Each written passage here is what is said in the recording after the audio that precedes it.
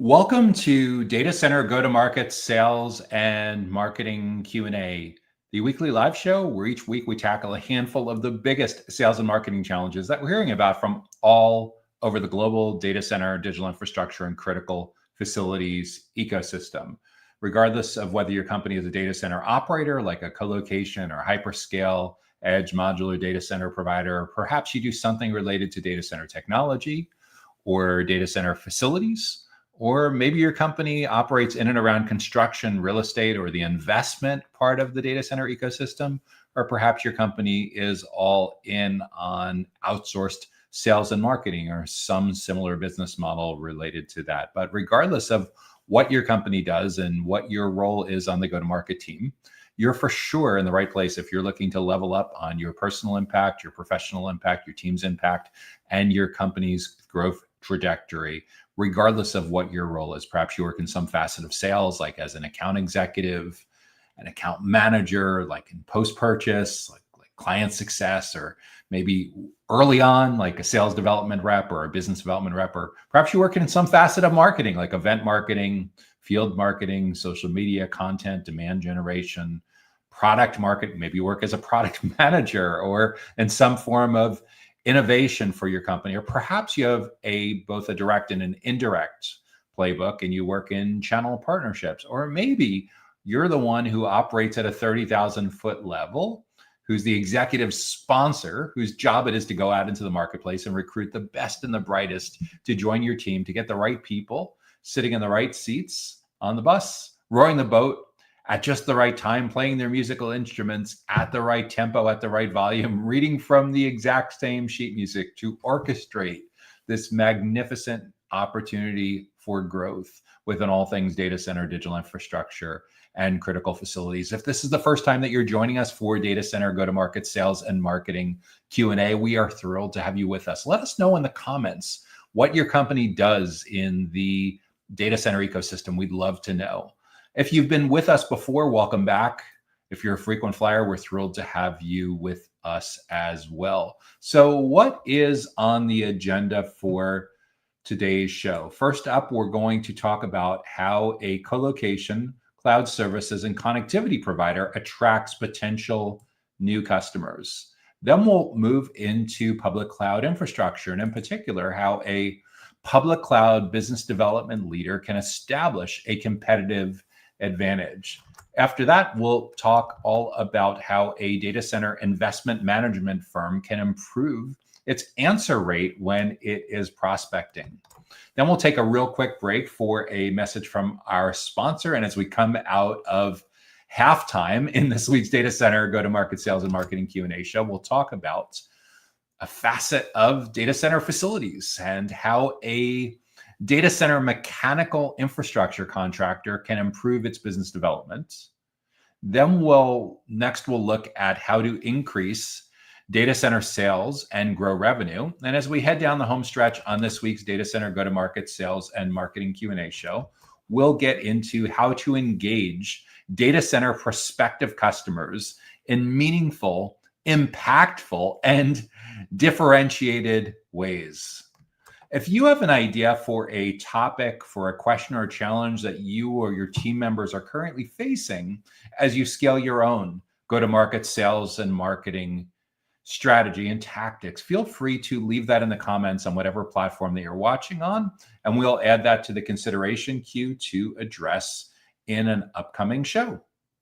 And if you want to make sure that you get notified about upcoming educational events and resources just like this, be sure to subscribe to the Data Center Sales and Marketing newsletter so you get notified in your email inbox. Each Sunday, you can subscribe for free at www.dcsmi.com.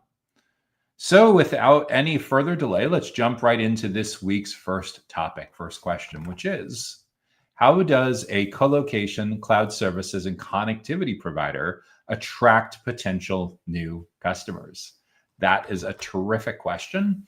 And it's one that's very much a moving target, because as we move into this world now where not only is so much of the demand in the global data center ecosystem being driven by the uptake of AI infrastructure and GPUs and incredibly power dense server racks, a lot of the demand challenges as well in and around the global data center ecosystem come down to understanding how your buyers want to buy from a company like yours. And where I see so many companies struggle is they're largely using the same kind of sales and marketing playbook that they used 10 years ago. And they have barely adjusted it, even though buyer preferences have changed quite dramatically. If we think about 10 years ago, if you were a sales leader for a company that was involved with colocation, cloud services, and connectivity, you could count on the fact that if you did most things right with figuring out your ideal client profile and building out your target account list and understanding deep customer insights about your buyer personas, if you did most of that well, you could count on the fact that your typical buyer would get about halfway through their research and decision-making process, and then they'd be ready to fill out a form on your website and essentially talk to sales. Sometimes you put lipstick on it and dress it up, and you'd call it a free consultation or a free needs analysis or schedule a tour. But the reality is they would do a lot of research on search engines. They would ask questions on LinkedIn. They'd watch YouTube videos. They'd attend webinars. They'd read some online reviews. And they'd get, at that time, it was 56, 57% of the way through their buyer's journey. And they'd be ready for a conversation with someone from your team. At the time, CEB, the corporate executive board that's now owned by Gartner, did some really seminal research with Salesforce and SiriusDecisions, and they found that like 56, 57% of a typical journey was over before vendor contact.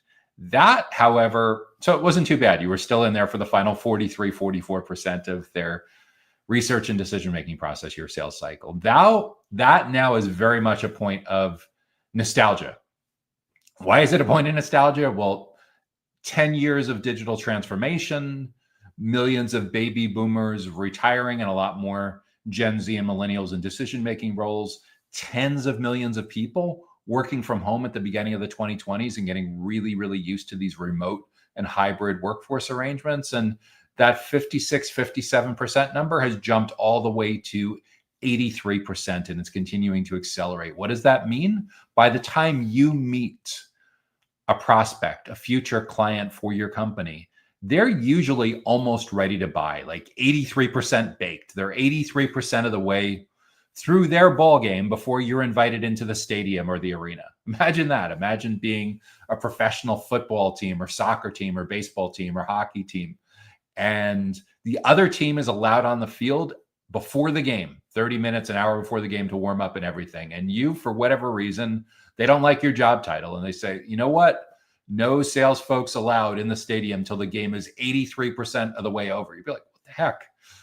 We're a sponsor. We have the big sign on the field. We have our big VIP corporate suite. We're sponsoring this event. What do you mean no sales? Well, people have gotten so sales allergic over the last 5 or 10 years that they will jump through a glass pane, walk over hot coals to avoid having to have a conversation with someone that throws them into an uncomfortable sales process. And the crazy part is a lot of what's propelling this hockey stick growth of colocation, cloud, and connectivity companies is generative AI.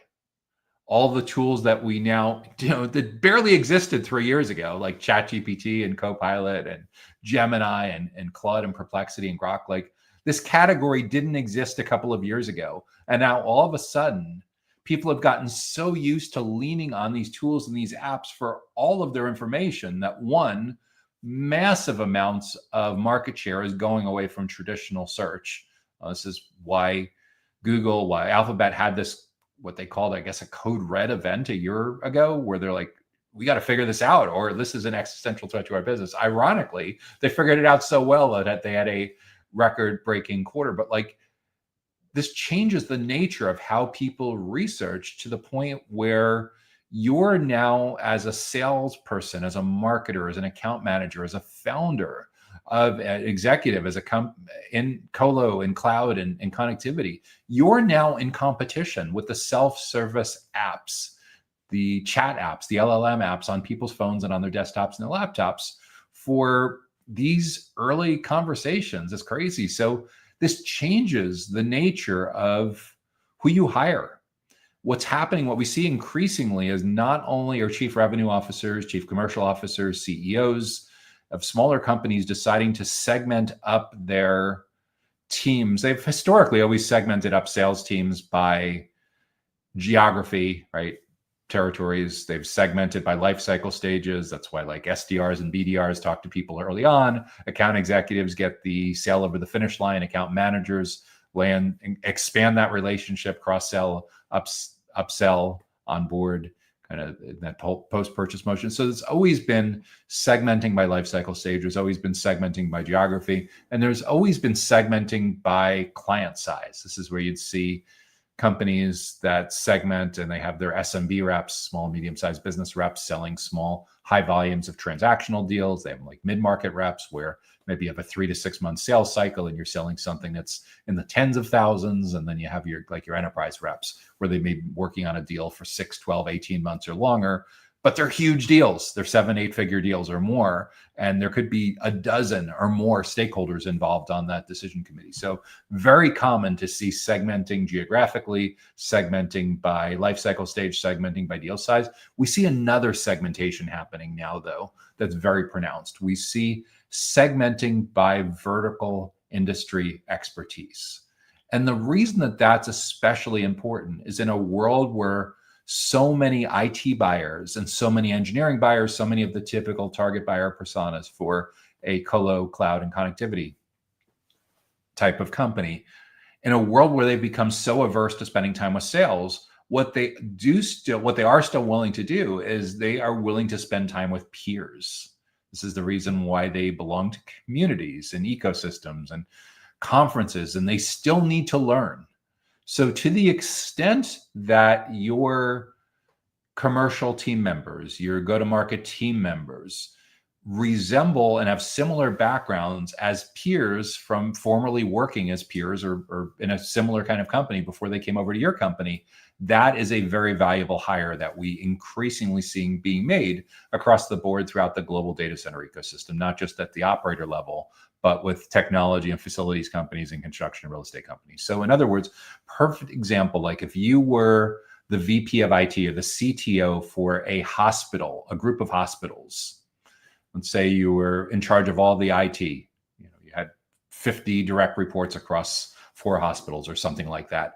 And you did that for 4, 5, 6 years. And then you go work as a account executive in a digital infrastructure company, in a co-location company. Like, wow, do you have incredibly valuable insights when you go and call on IT executives, and not just in hospitals, but pretty much throughout anything related to health tech, related to healthcare. Tremendous amount of institutional knowledge, tremendous amount of industry connections, really, really understanding the landscape. So we're seeing increasingly that happen a lot with this extreme vertical specialization.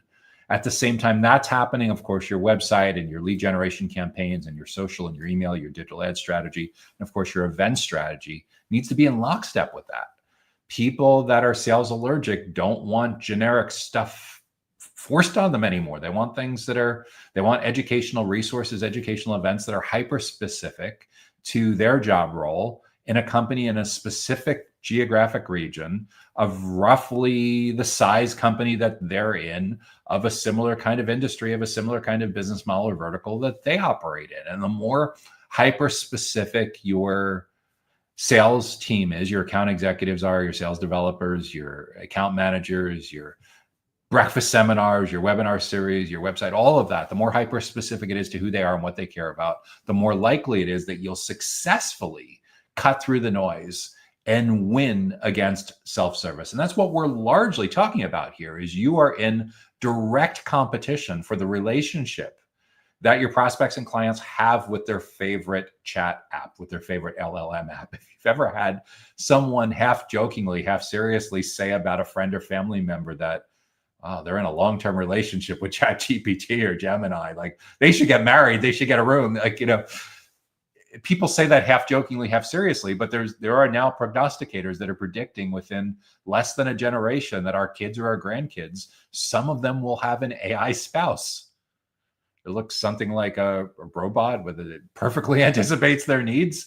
But the world that we live in now is it's not just that you have competition to win over the attention from the digital experiences that people were having 10, 15 years ago in search and social and mobile. But you have all of that in addition to the instant gratification of they don't need to do a search anymore and click 10 blue links and spend an hour or two synthesizing all that. They can get the answer immediately and they can iterate immediately. And after the app has given them the answer, they do a phenomenal job of suggesting the logical next step to increase session time. So what do we do in a world where we want to continue attracting potential new customers as a co-location cloud and connectivity provider? We need to get really dialed into how we can stay in our ideal clients' ecosystems by getting the heck out of the vendor box and staying out of the vendor box. And the way we're going to do that is shed the traditional job titles and the traditional stereotypes and stigmas around being an account executive or an account manager or sales development rep or marketer.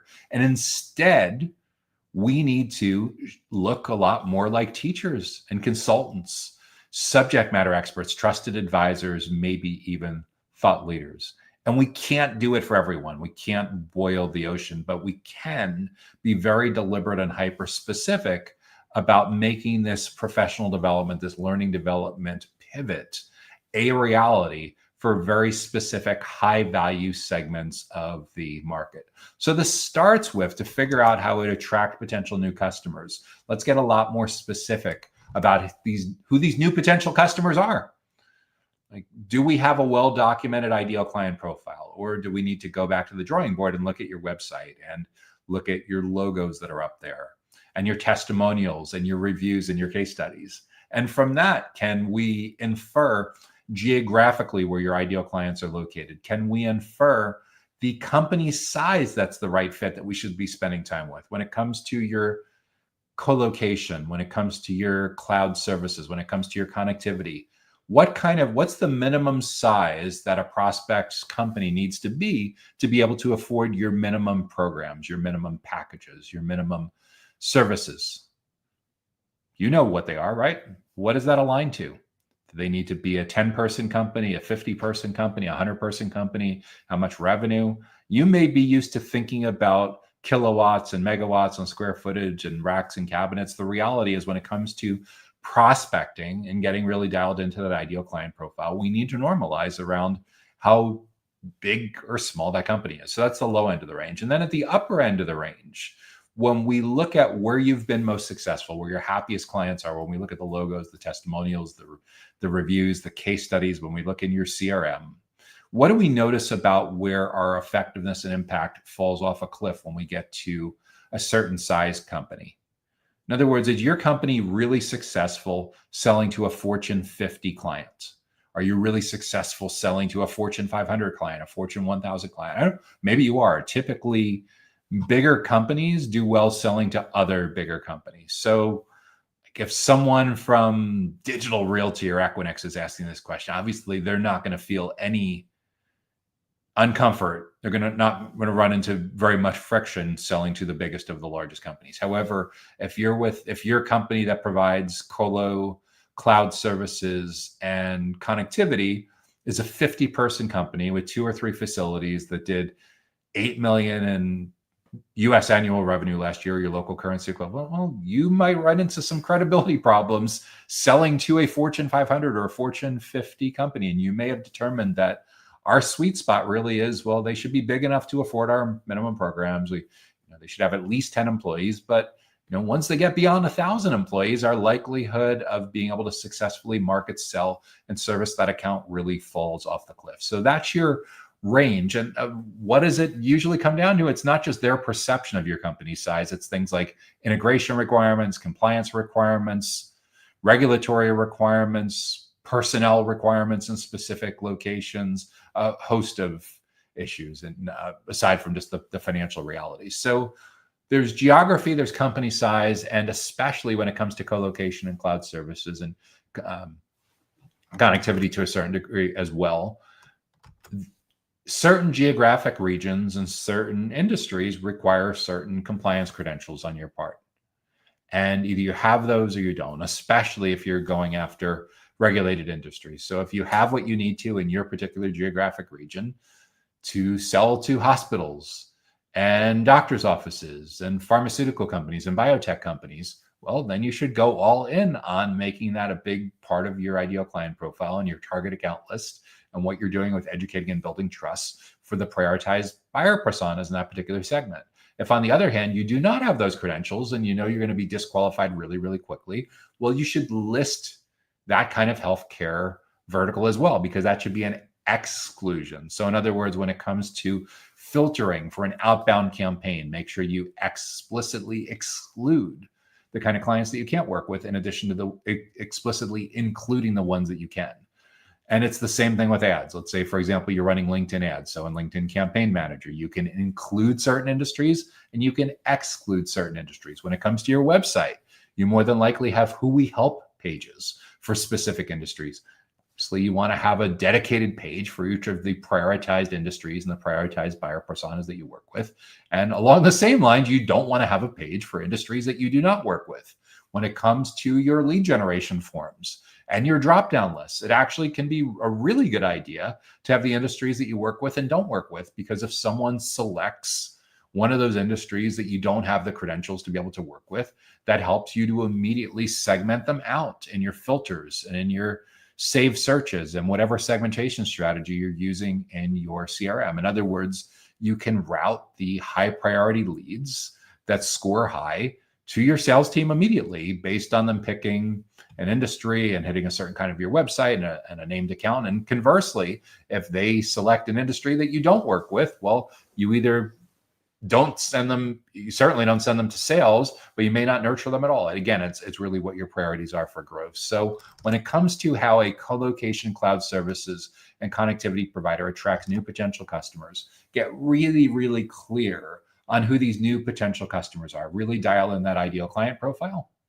your ICP, know the geography, know the company size, know the verticals. From there, you should be able to build out your target account list. And from there, once you've have figured out what you're doing at the company or the account level, we need to drill into those accounts and understand who the people are that we need to educate and build trust with. Those are your prioritized buyer personas. This is where all the customer insight research comes in.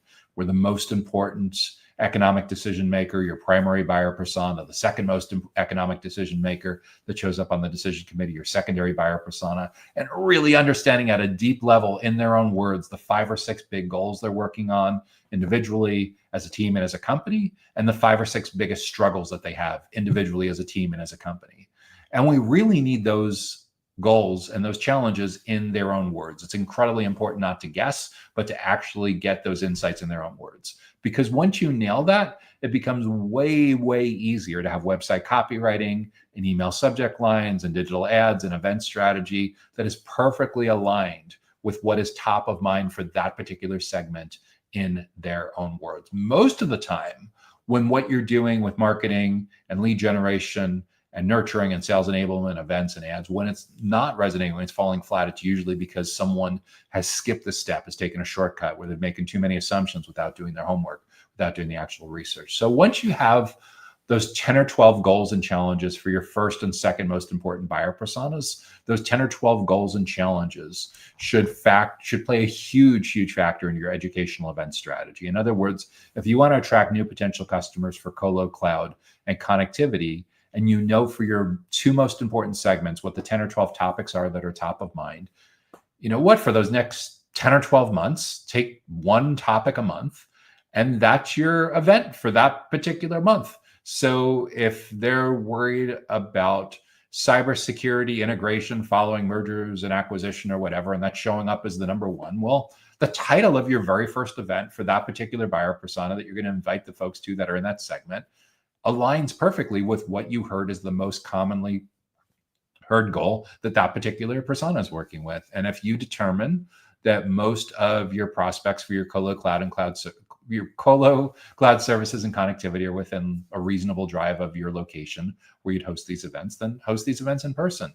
If you determine that your your potential client base, your prospects are spread out over a much bigger geographic area, then it's webinar series, or maybe it's both. But either way, always record. There's always going to be a lot more people that are coworkers, their peers and bosses and things like that, of the stakeholders who did attend, who want to be able to watch the recording later or go through the slides later. And of course, there's great repurposing that can happen. But at the end of the day, for especially the low end, the entry level price points of co-location, cloud services, and connectivity, there's a tremendous amount of commoditization that's going on. And one of the most effective ways for you to truly differentiate is to get in early and often. Why is early and often so important? Because the companies, the teams that are able to get in early and often are the ones that are able to shape the criteria that they use to evaluate all of the different options that are in front of them. By you having access to multiple stakeholders from that company in an educational context, where they see your client-facing team members as an integral part of their learning and development and their professional development process, you get to teach these prospects, these future clients, about your best practices and your methodologies, and really quite dramatically shape how they go through this journey. And when you do this job well, where they're learning a ton from hanging out with your client-facing team members, as you have part 2 in this series and part 3 in this series, you'll start to notice more and more people from your target accounts bringing their coworkers, bringing their boss, bringing the other decision committee members along with them. So not only are you achieving your account-based goals of getting multi-threading and increasing your surface area in these accounts, you're guaranteeing that you stay on the short list. In many cases, you're starting to neutralize competitive options off of the shortlist because they're learning so much from you.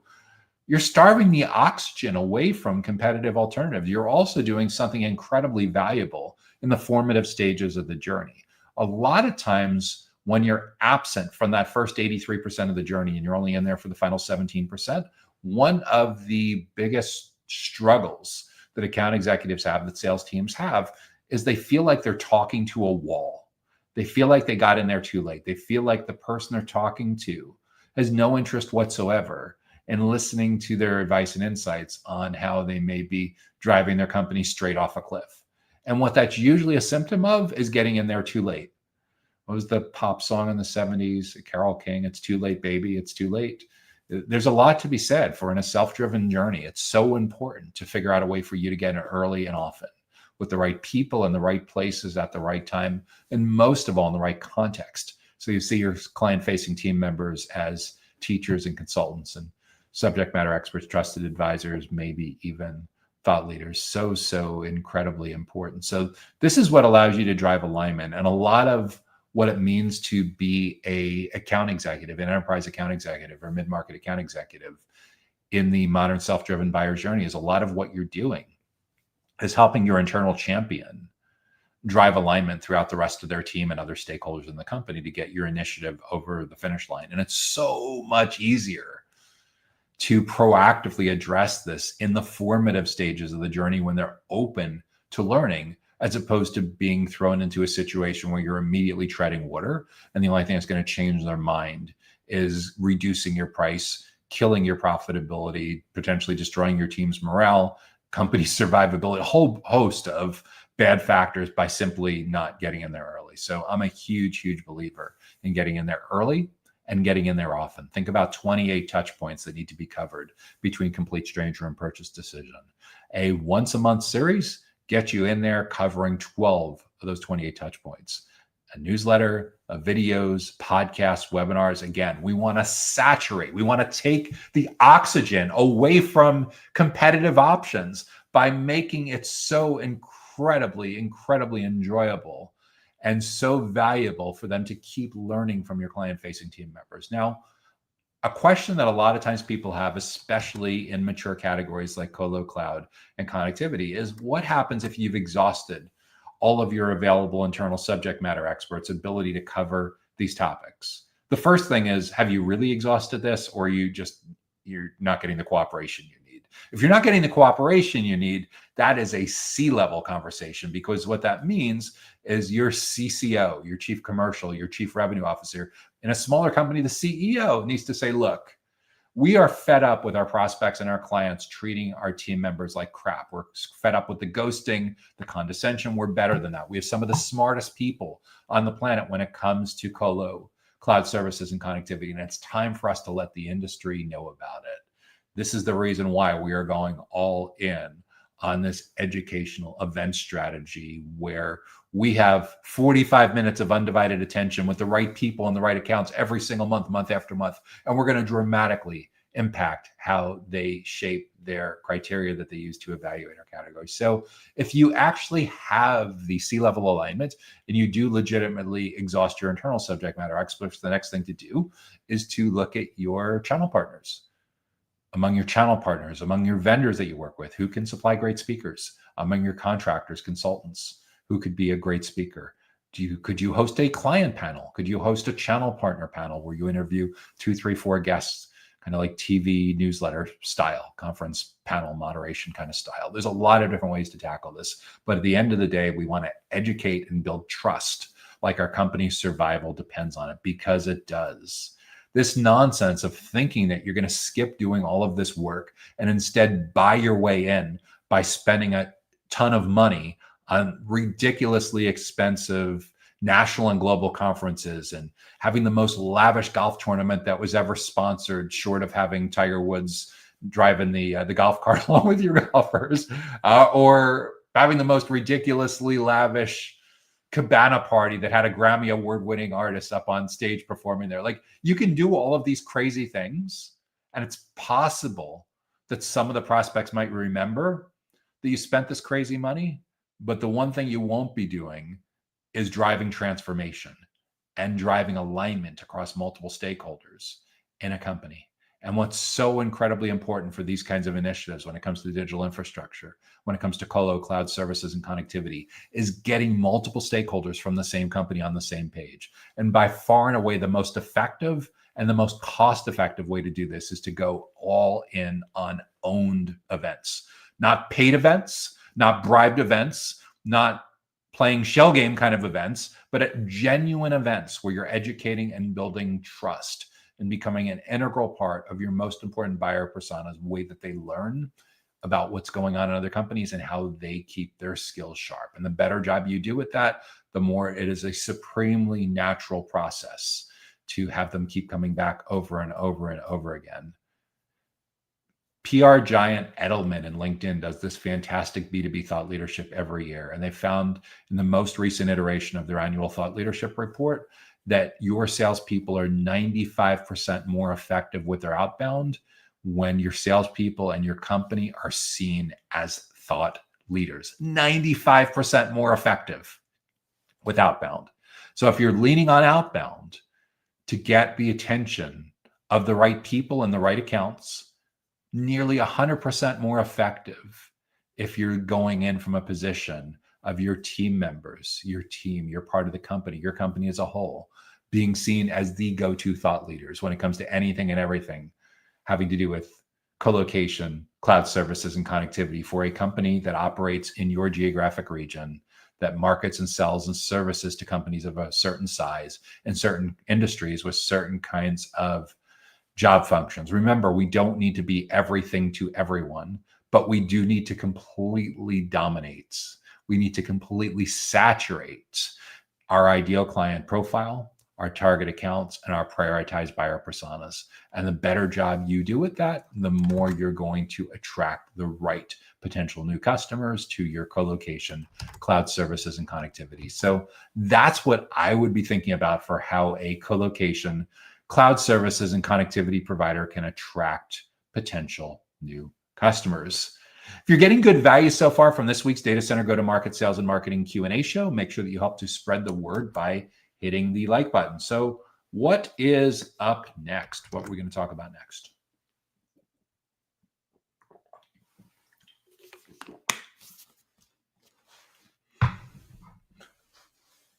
How does a public cloud business development leader establish a competitive advantage? How does a public cloud business development leader establish a competitive advantage?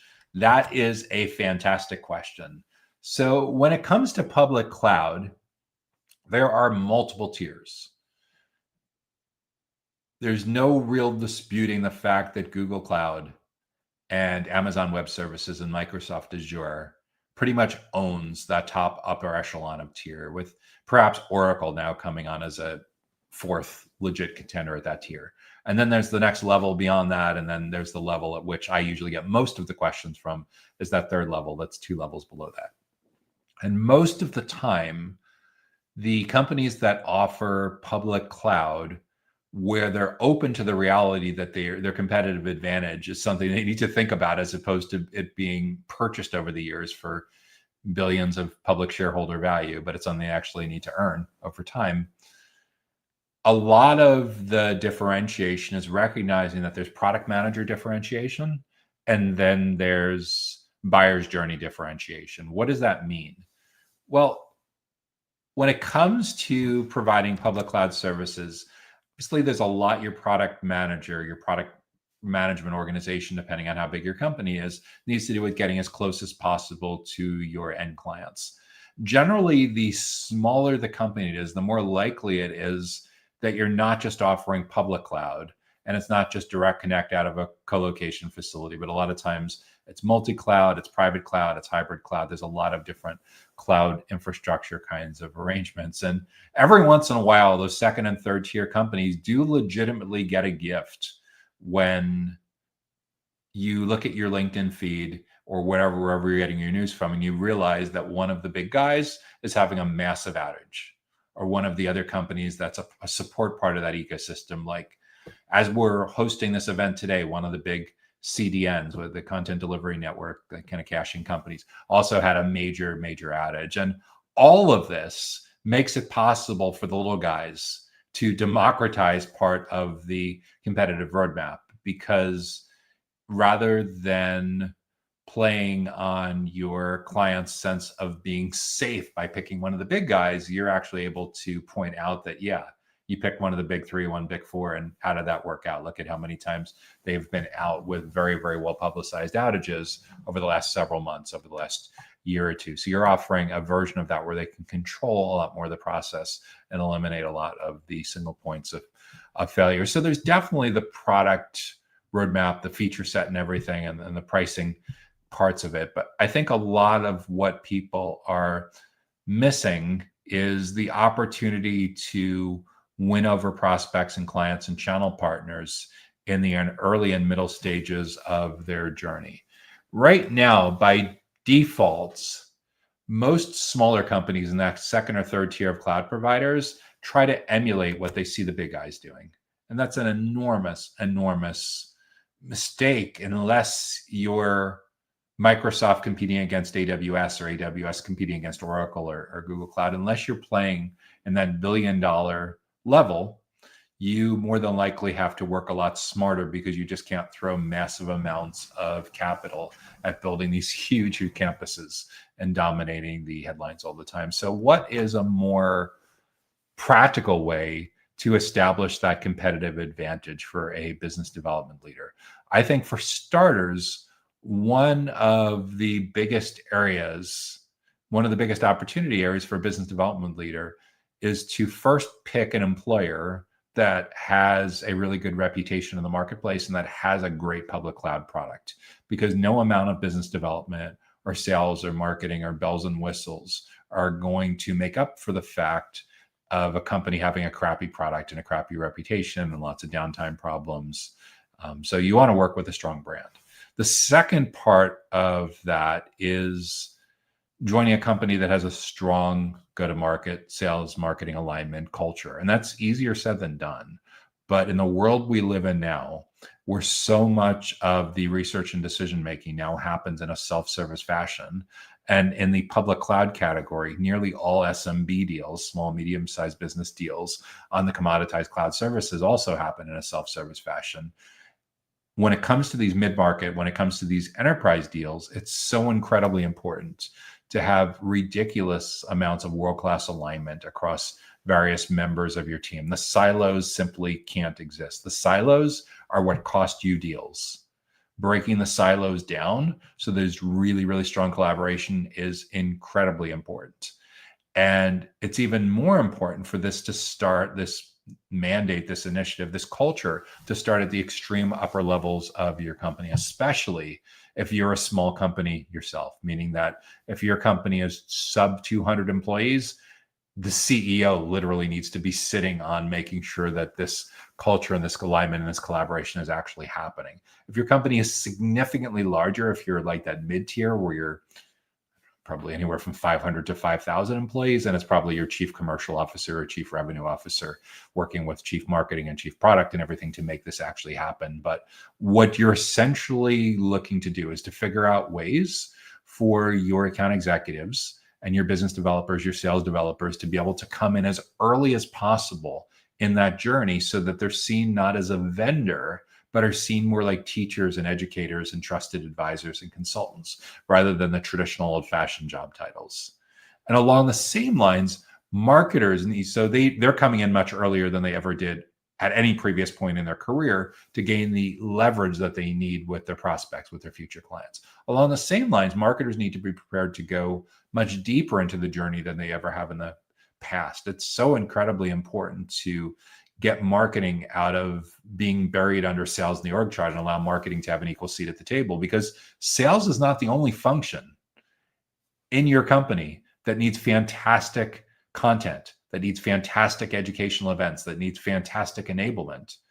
Your account managers need it. Your product managers need it. Your channel managers need it. Heck, even HR needs it.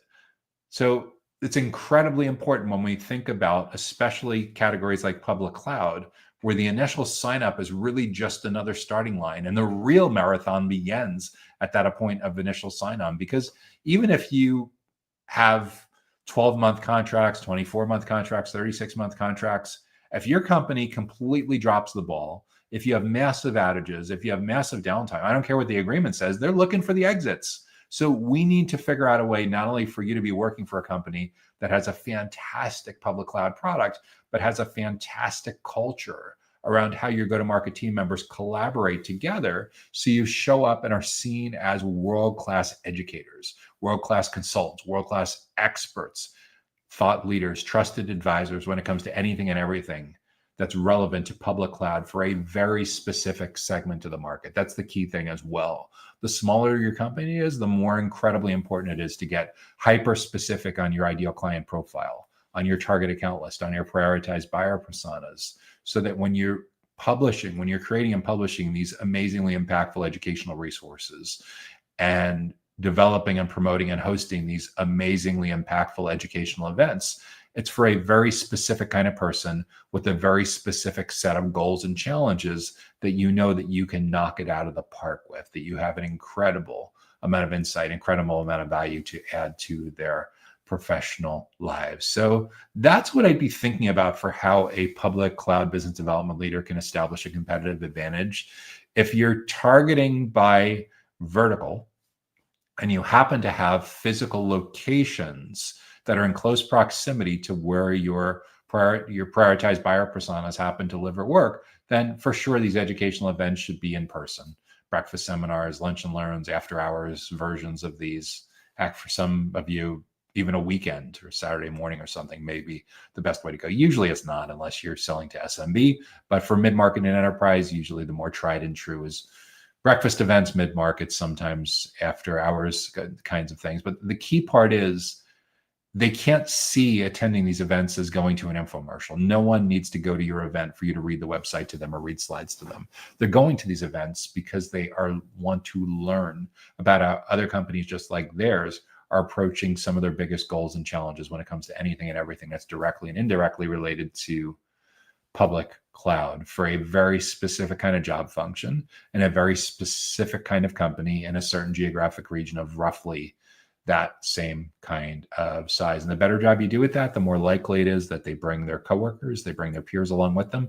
You get to meet multiple people from the decision committee. So if it's practical and you have the space, if you have a classroom or a conference room, these don't need to be big events. 15, 20 people attending from the perfect accounts can have a magical impact when you do this month after month. The more likely scenario for a public cloud company is you're probably running these virtually. You're probably running this as a webinar series. And what I'd encourage you to do is, if you have 2 or 3 different segments, 2 or 3 different buyer personas. Let's say you have a manufacturing buyer persona, a fintech, a financial services buyer persona, and maybe a channel partner buyer persona that's prioritized. You have these 3 different segments.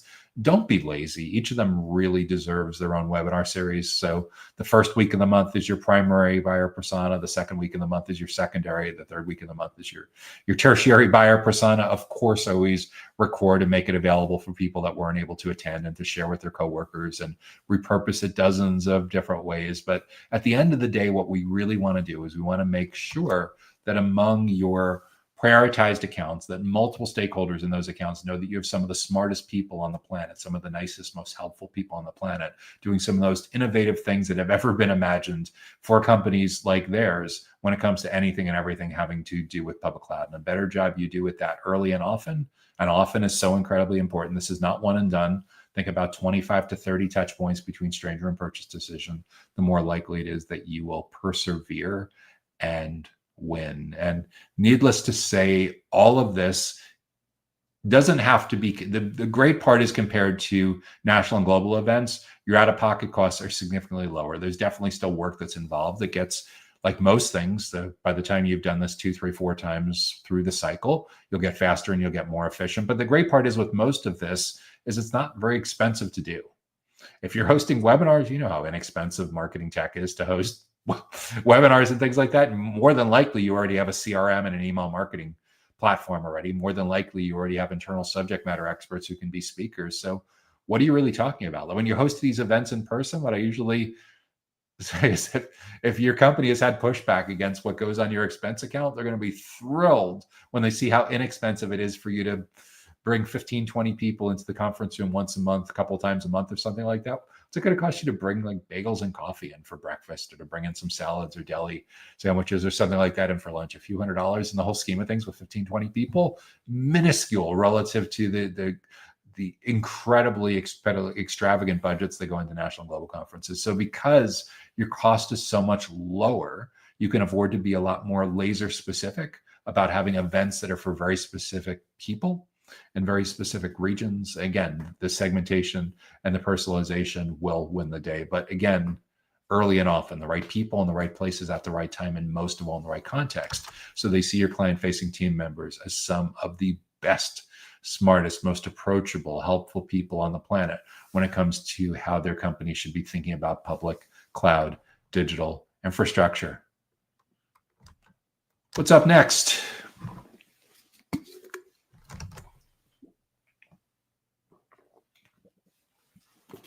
This next one's really interesting. We don't usually get a lot of questions from private equity and venture capital kind of firms that are in the data center industry. They for sure exist. For some reason, I guess they're a little bit shy with asking questions publicly, but I get LinkedIn connection requests and consultation requests and everything all the time from that space, especially at the intersection of like real estate development.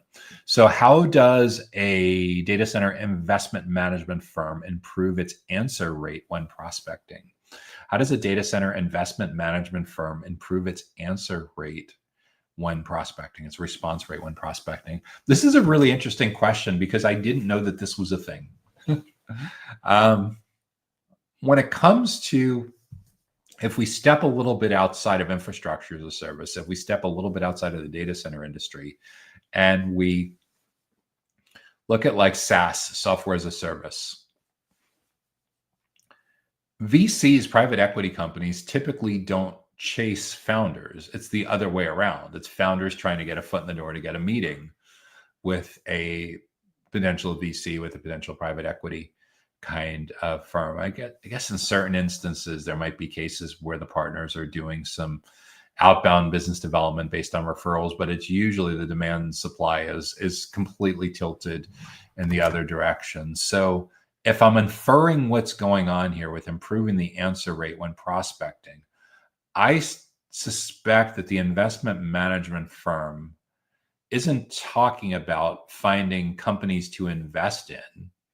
I think in most cases, if I'm reading correctly here, this is someone that works for a VC firm or private equity firm that's taking some kind of strategic role in facilitating introductions to help one of their portfolio companies. And I've worked with enough portfolio companies among venture capital firms over the years to know that that's for sure a thing. Like, for example, if the partner that sits on the board senses that there's other parts of their portfolio company where there's some low-hanging fruit to get some introductions, where like sister companies portfolio within the portfolio will not only take meetings but be good buyers, that's for sure is a type of prospecting, but it's a much warmer form of prospecting because they can reference like, hey, you know, that $50 million, that $250 million, whatever the amount was of your local currency equivalent infusion that came into your company last month. Oh yeah, I work for that company. And by the way, one of our other portfolio companies was looking at your website. They were looking at your LinkedIn and wondering if you're facing this particular problem. So I've seen that scenario happen quite often. The idea of investment management firms getting involved in doing outbound prospecting for their portfolio companies, I don't see quite as often, except when the VCs themselves, the portfolio companies themselves, come from like a digital marketing kind of background, a product building kind of background. I do see that from time to time where former digital marketers, former product builders, former web developers, app developers, instead of constantly having to worry about finding companies that were well funded enough that could actually pay their services, they're like, you know, keep your credit card in your pocket. We don't need your you're not going to have the capital to be able to do this, but in return, we'll take a 10% stake in the business, or a 5% stake, or 20% stake. And along with that, we're going to work with your internal team, and we're going to help you with everything from figuring out customer insights, conversion rate optimization, monetization strategy, sales coaching, everything that we think that can help move the needle. And we're going to bring in our experts to help train your team members. In other words, we're going to take a really, really strong interest in getting in the weeds and helping grow your company. In that particular context, like, yeah, for sure, the someone from the VC, someone that in their former job or their current job, if they're working on a more fractional basis, if they're able to add that expertise to the portfolio companies, yeah, I do see them getting involved as advisors. I don't usually, again, see them getting involved in doing the actual prospecting, with the exception of outreach to other parts of their portfolio company ecosystem to look for some low-hanging fruit for collaborations and other specific needs where things can close incredibly fast, because essentially it's all the same company's money. It's all the same it's all the same capital. So they kind of have an unfair advantage with getting those doors open. So those are some of the things that I'd be thinking about when it comes to a data center investment management company improving its answer rate when prospecting. The big cautionary note with all of this is I've seen over the years a lot of companies, a lot of startups add investors to their cap table and add board members to their board who have really good intentions of helping the portfolio companies, but they don't have a lot of career experience that aligns really well with that particular founder's company's life cycle stage. In other words, like, they were a marketing leader, they were a sales leader, a channel partner leader, a product leader, a go-to-market leader for a really, really well-known brand in your space, like a Fortune 1000, Fortune 5000 company in your space. And because of that, everyone feels that they have this like godlike aura that hangs over them, that they have the answer to every single question that can be in solving every single problem. The challenge is, okay, now they're in a position of responsibility and power with their shares. And because of that, the founder and the founder's employees may tend to disproportionately listen to their advice, when if you look carefully at their LinkedIn profile and their CV, you realize that, like, they spent nearly all of their career working for huge companies. Like, the smallest company they ever worked for had like 800 employees when they got there and had like 1,500 employees when they left. So they've never truly worked for a startup. They've worked for mid-market enterprises all their career. So they've never had to be this crazy amount of resourceful. They've never had to try to figure things out in hours that often in larger companies would take weeks to be able to get over the finish line. They've never been able to synthesize what it takes to get one person, that crazy unicorn that can wear 12 different hats that would be 12 different jobs in other companies. So yeah, that's one of the bigger challenges as well, is it's extremely unusual to find no VC puts someone on a board that wants to intentionally sabotage their portfolio companies. But a lot of times, despite their intentions, their career experience just isn't nearly as relevant as they feel it is. And because of that, not only does the insight sometimes lose some of the contextual power and send them chasing their tail, but a lot of times even the recommendations on who to hire takes a similar kind of path with favoring the logo hire that worked for a famous company over the candidate that had much more relevant experience working for a smaller company at that stage and wearing the 5 or 10 different hats and having to be resourceful enough to do sales development in a company that nobody has ever heard of, in a category that really doesn't exist quite yet, because the company barely has product market fit and definitely doesn't have go-to-market fit yet. So those are all the considerations that I'd be thinking about for how a data center investment management firm can improve its answer rate when prospecting, is to get very clear on why the PE firm, why the VC firm is getting involved in prospecting for one of its portfolio companies in the first place, which is a little bit strange, but okay. If they're helping kind of get this going as a coach, are they getting it going because the person that's doing the coaching, that's doing the consulting, the advising truly has relevant experience? Or are they sticking their nose in places where it really doesn't belong and they can do more harm than good? So be super careful with all of that when it comes to how a data center investment management firm can improve its answer rate with prospecting. I love the idea of cross-pollinating best practices across multiple portfolio companies that are like sister companies of the primary investor. But along the same lines, be super careful to not adopt every single one of their pieces of advice as if it's perfectly grounded advice, because sometimes it's just best intentioned and it doesn't quite have the context. So that's what I'd be thinking about with answer rate. Don't let your guard down with best practices. You still need to know your ideal client profile, extreme clarity around things like target account lists and buyer personas and goals and challenges, and educating and building trust. Just because you have a famous investor, I know a lot of times you want to believe that that's going to get enterprise clients to let their guard down and let you in, and it helps a little bit. But for the most part, education and trust building is still a huge part of that. And a lot of times too, like, the famous investor is well known among other founders, but may not be remotely well known among your target accounts, among your ideal clients. So be super careful with that. Yeah, sure. Like, all of your target accounts have heard of like Google Ventures, and they've heard of the parent company behind that. But when it comes to some of the big companies that have been around a while, do they know Andreessen Horowitz? Do they know Kleiner Perkins? Sure, all founders know that, and VCs and private equity firms, of course, have heard of them.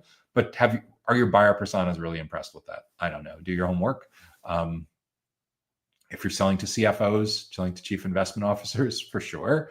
Selling to CTOs, selling to NOC managers, cybersecurity managers, data center engineers, probably not so much. So yeah, just be really careful to think through these kinds of issues and pick and choose what makes the most sense for your company, and try to very diplomatically discard or pay less attention to what you think may be leading you astray. So that's what I'd be thinking about for how a data center investment management firm can improve its answer rate when prospecting. We have 3 more questions coming up in this week's Data Center Go-to-Market Sales and Marketing Q&A show. If you've been getting great value so far from this week's show, make sure to hit the like button to help spread the word. And if you have an idea for a topic, a challenge, or a question that you think we should address in an upcoming episode, be sure to drop that in the comments and we'll add that to the consideration queue for an upcoming show. We're going to take a real quick break for a message from our sponsor. When we come back, we're going to tackle 3 more big questions throughout the data center ecosystem. Data Center Go-to-Market Sales and Marketing Q&A is sponsored by DCSMI, elevating the role of sales, marketing, and go-to-market GTM professionals in the growth of the data center industry. To stay informed about upcoming episodes, subscribe to the Data Center Sales and Marketing newsletter on the DCSMI website at www.dcsmi.com. Again, that's www.dcsmi.com. Now, back to Data Center Go-to-Market Sales and Marketing Q&A. Hey there, Joshua Feinberg from DCSMI, the Data Center Sales and Marketing Institute, and host of the Data Center Go-to-Market podcast. And I'm thrilled that you're joining us for this week's Data Center Go-to-Market Sales and Marketing Q&A show, where each week we tackle a handful of the biggest sales and marketing challenges that we're hearing throughout the global data center, critical facilities, and digital infrastructure ecosystem. So what's up next? Our next topic is going to get into the facilities side of the data center ecosystem. So remember, just to review and make sure we're oriented in the right place, there's data center operators, there's data center technology companies, there's data center facilities companies. We consider data center construction, real estate, and investment companies joined at the hip. And then there's outsourced sales and marketing companies. So there's 5 different parts of the data center ecosystem. And over at DCSMI, we track 57 different business models that span those 5 parts of the data center ecosystem. So next up, we're going to dive into the data center facilities part of the data center ecosystem with a mechanical infrastructure contractor. How does a data center mechanical infrastructure contractor improve its business development? So when it comes to a company that specializes in mechanical contracting, you're typically not selling to technologists. You're not selling to IT professionals. You're selling to facilities managers. You're selling to engineers. You're, in some cases, selling to data center managers that have oversight around the broad part of the facilities, but it's a different kind of buyer. It's still usually a technical kind of buyer, and it's usually the same kind of buyer that is not a big fan of sales and marketing folks. They tend to be relatively technical themselves. They tend to like to figure things out, and they don't like a lot of sugarcoating. They don't like, in the old days, they wouldn't have liked glossy brochures. They don't like the digital version very much of those either. They don't need you to come in and read the website to them. They don't need you to come and read the slides to them. What they do need is they do need a reliable company that knows what they're doing, that's going to make them look like a genius for selecting your company in the first place. So what does it take to educate and build trust with the right kinds of clients for a mechanical infrastructure contractor? For starters, we need to look at where your company has had most success in the past. And when it comes to your particular category, there's an excellent chance that you disproportionately are either better at working with enterprise data centers or data center operators. And just to clarify, the data center operators are a part of the data center industry and usually would be primarily in the business of like being a co-location provider or hyperscale provider or edge provider or something like that. That's a kind of data center operator. And then there's end users that have their own data centers that instead of outsourcing where they place their servers and infrastructure, they build and operate their own data centers. Like, so for example, if a hospital company or pharmaceutical company or bank or government entity or university builds and operates their own data center or their own sets of data centers, that's an enterprise client. That's very, very different than a data center operator. The budgets are different, the timelines are different, the cultures are different. And a lot of it has to do with that when it comes to an enterprise, it's only for one company. It's only for one vertical, one particular industry. When it comes to a data center operator, like a co-location provider, they may have hundreds of different tenants across one or more facilities.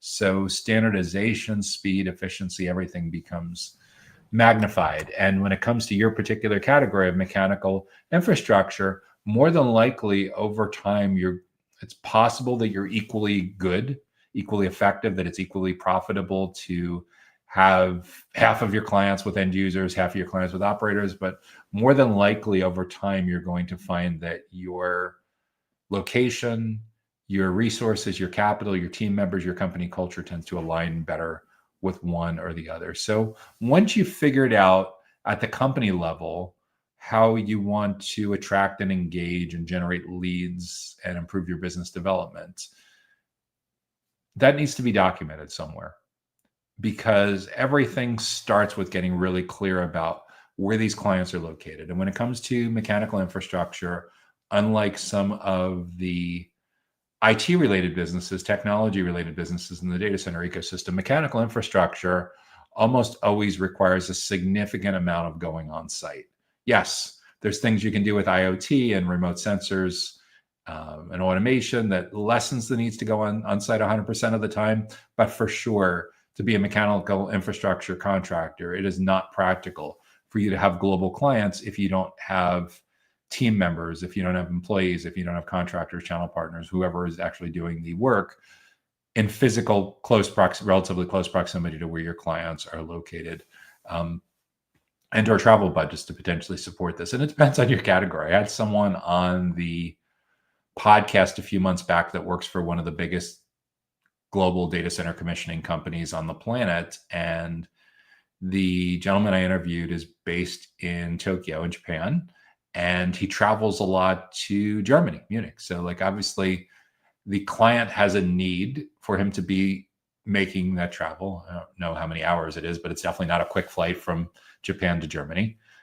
So obviously the client demands it. His company requires it. There's certainly a lot of time and expense for him shuttling, going back and forth and everything like that. But yeah, even with that, they're solving a spot shortage because there's no one with that talent profile in that particular market. And that's commissioning and mechanical infrastructure, pretty closely related to that. Actually, a lot of what someone would do when commissioning a data center is they're inspecting some of that work, some of the mechanical work that's going into the data center to make sure that it passes the initial specifications to take the new data center online. So yes, geography matters.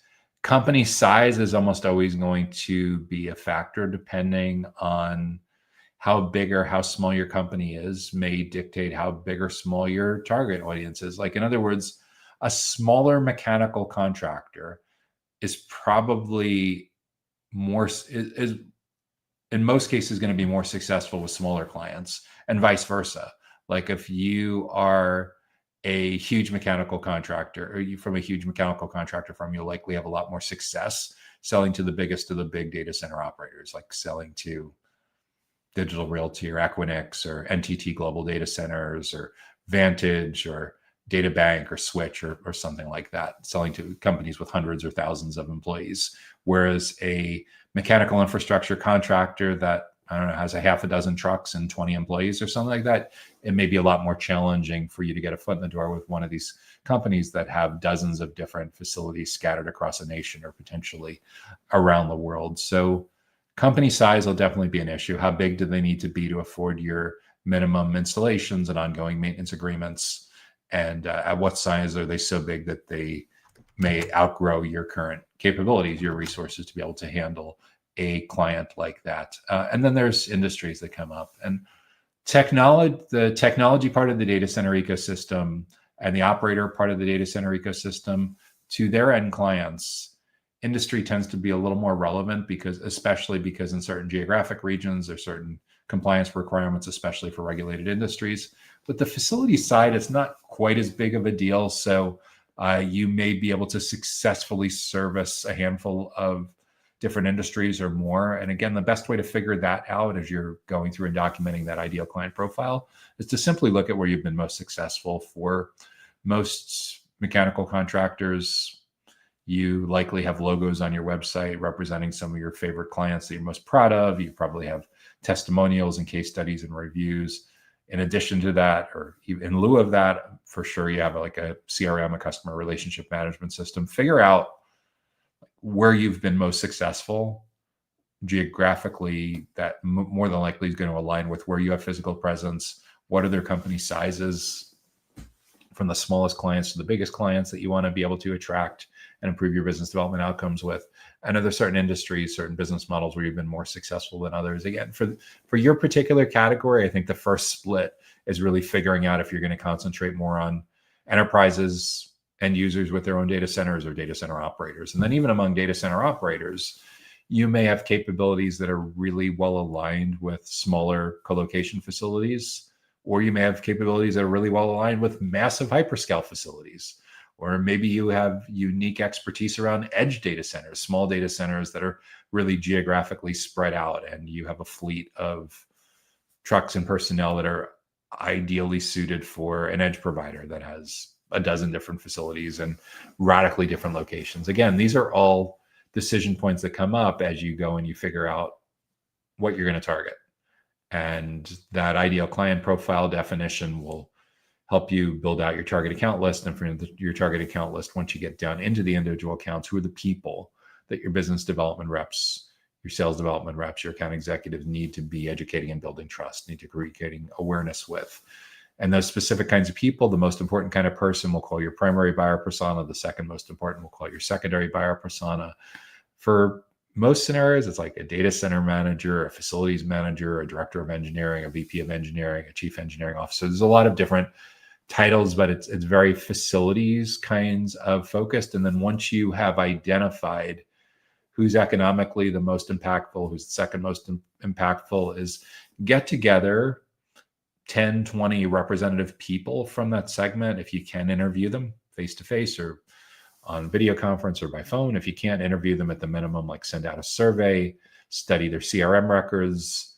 In addition to that, look at LinkedIn profiles, and you're trying to figure out the consensus for what they're currently working on for their jobs.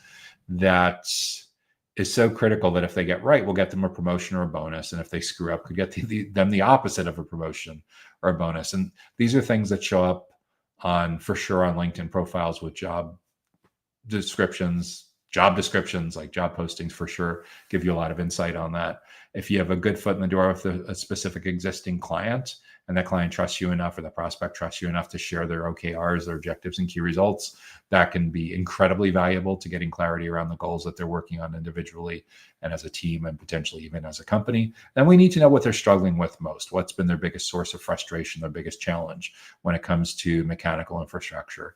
And we need these insights in their own words. Once we get their own words, it helps to make sure that our website and our email marketing and our social media, our event strategy, our digital ads, everything is aligned with what's top of mind for this particular stakeholder that they're working on trying to achieve professionally, and what they're struggling with most, what's driving them nuts, what's messing with their work-life balance, what's causing their vacations to be interrupted, what's stressing them out to no end, what maybe even be causing them to quit or creating mental health problems. So the better insight you have into what they need to achieve for their jobs right now and what they're struggling with most, the easier it is for a business development leader to make sure that everything that you're doing aligns with providing value around that. I'm very, very partial to figuring out a way for business development teams to rebrand themselves to be seen a lot more like teachers and consultants, trusted advisors, subject matter experts, maybe even thought leaders, depending on how seasoned, how experienced some of the members of your team are. And that's another big unmistakable trend that we see going on in the data center industry, is we see a lot more companies looking to hire people in business development and sales roles and product roles and marketing roles who come from that particular industry. So let's say, for example, you wanted to do a lot better with co-location operators, and you know that the primary person you're calling on is a facilities director or an engineering director of co-location facilities. Well, if you don't currently have someone on your sales team who used to work in and around facilities for a data center for a co-location operator, well, it can be incredibly, incredibly impactful to recruit that kind of person onto your team, because they're going to bring years of industry knowledge, dozens of relationships with peers in their companies and other companies. They're going to understand the ecosystem. They're going to understand the pain. We see this happening across the board throughout the data center ecosystem, where people are specializing team members and looking to hire team members that are truly peers, because they just, or within the last few years, worked in a similar kind of company, a similar kind of job role to the buyer personas that are their prospects, that are their future clients that they're working with on a regular basis. So that can be quite magical. Another part that can be quite magical is to get you out of the vendor box, and to, instead of being seen as a contractor, instead of being seen as a vendor, to be seen as one of the top experts in your region, one of the top experts nationally, one of the top experts globally when it comes to anything and everything having to do with mechanical infrastructure for a data center. And likely kind of runs on a spectrum. There's the various degrees of expertise within your company. There's people with the most expertise, the most years of experience, that are the most technical, all the way down to someone like as a business development rep or sales development rep that was hired in the last couple of months that wasn't working in anything related to data center facilities in their previous job, and they're just learning as they go along. And there's a place for everyone.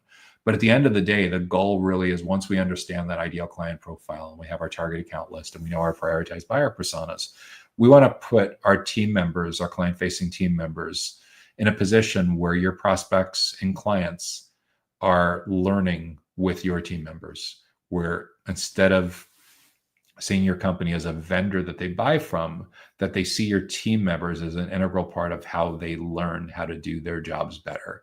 So in other words, instead of being seen as business development, you're seen as professional development. You're seen as learning and development. And again, it's very likely that there's a few members on your team who fit the role perfectly of being seen as like a professor or instructor or true expert on this. And then there's probably some people that are somewhere in the middle that have some useful knowledge to share, but may not be the be all end all expert in your company. And then there's some more junior people. And even the most junior people can still have a pretty effective role. It's just they'll be more like moderators, concierges, hosts that are guiding prospects and clients towards the other expert resources in your company. How does this come together from a practical standpoint? Well, as long as you have a physical presence in your region, which you of course need to have in your particular category, the question is, do you have space in your office, in your warehouse to be able to host small events? It doesn't need to be a lot of space. If you have a conference room that seats 15 or 20 people or a classroom, you're off to the races. And what I'd encourage you to do as a business development leader is once a month, host these fantastic educational events where you invite people from your existing accounts and your target accounts to come learn with your client-facing team members about topics that you know that are top of mind with them because you did your customer insight research. And this is such a low-cost, incredibly effective strategy that when you're doing your customer insight research and you're figuring out those goals and challenges for each of those prioritized buyer personas, let's say the facilities manager, you've identified 5 or 6 goals, 5 or 6 challenges that he or she is up against. So you have 10 or 12 topics. Well, for the next 10 or 12 months, once a month, tackle one of those, and your lunch and learn, your breakfast seminar, your after hours event, your webinar series, whatever you're going to do for your particular category, your business model, it's very likely that you need physical presence in your region.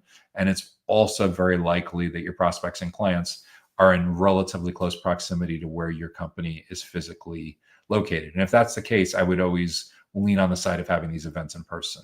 Of course, I always record these events. There's always going to be peers and bosses and coworkers or people that weren't able to make it at the last minute. So you want to make the recordings and the slides available, and you can repurpose it a bunch of different ways.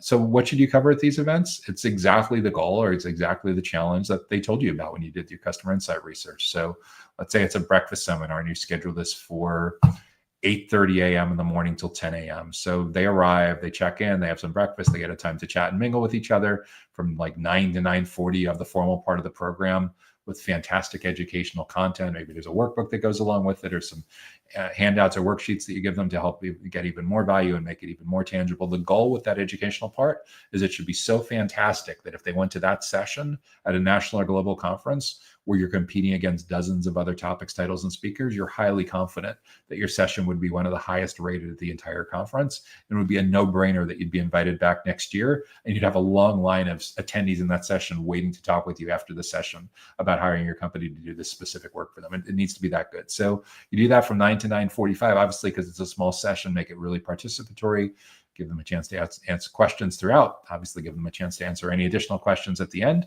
And then if it was a data center operator, of course, you'd take them on a tour. For a mechanical infrastructure company, if you have some equipment on site where you can give a demo and you can show them something really interesting that's unique and differentiated so they can better understand some of the mechanical infrastructure that's in their own data center, for sure, that should be what you wrap up with. Make it super participatory, make it super hands-on so they can see exactly what you're talking about. And when you do this over and over again and they get a lot of value, they tend to bring their peers with them the next time around when you say, gee, it takes a village. It's a team effort usually when it comes to mechanical infrastructure. And there's people involved from engineering and facilities and finance and compliance and whatever else is typically an ESG. So with that in mind, who else would benefit from attending? And the better value they get from attending event number 1, the more likely it is that event number 2 and 3 in that series sees more and more people from that event coming along with them. And before you know it, you've met half of the decision committee. You've already won over half of the decision committee way, way, way before they're to the point where they're ready for a sales conversation, when they're in those formative stages in the early and middle parts of the journey, where they now see you instead of being seen as a mechanical infrastructure vendor or contractor. They see you and your team members as some of the smartest people on the planet with the greatest insights that are going to help them do their jobs better, more effectively, and really understand what they need to be thinking about in the coming weeks, months, and years when it comes to making the right decisions for their company's mechanical infrastructure. So that's what I see the future of business development, the present of business development looking like for someone that's struggling to get time on the calendar with the right people and the right accounts, and most of all in the right context. Think about early and often. We want to get in there as early as possible in the research and decision-making process so we can shape the criteria. And we need to recognize that this isn't one and done. There's going to be 25 to 30 touch points between complete stranger and purchase decision. And the better job we can do with completely saturating that surface area, so we're in on as many of those 25 or 30 touch points as possible, the more we're starving the oxygen away from competitive alternatives, the more they're falling in love with your brand, falling in love with your people. And it's becoming a very, very natural conversation to, okay, yeah, we get it. Yeah, we want to work with you. Like, where do we sign up? And that's where the price sensitivity completely goes away. Yeah, every once in a while, there'll be huge companies where they still have to do a complex bid process, but at the absolute minimum, you'll be dramatically impacting the language that goes into that RFP, that goes into that RFQ. But in smaller companies, this alone can many times accelerate the sales cycle to the point where it doesn't feel like a sales cycle anymore. It feels like you're truly consulting. So that's what I'd be thinking about for how a data center mechanical infrastructure contractor can improve its business developments. If you have an idea for a topic or a question or a challenge that you think we should address in an upcoming episode of Data Center Go-to-Market Sales and Marketing Q&A, be sure to leave that in the comments and we'll add that to the consideration queue for an upcoming show. Okay, what's up next?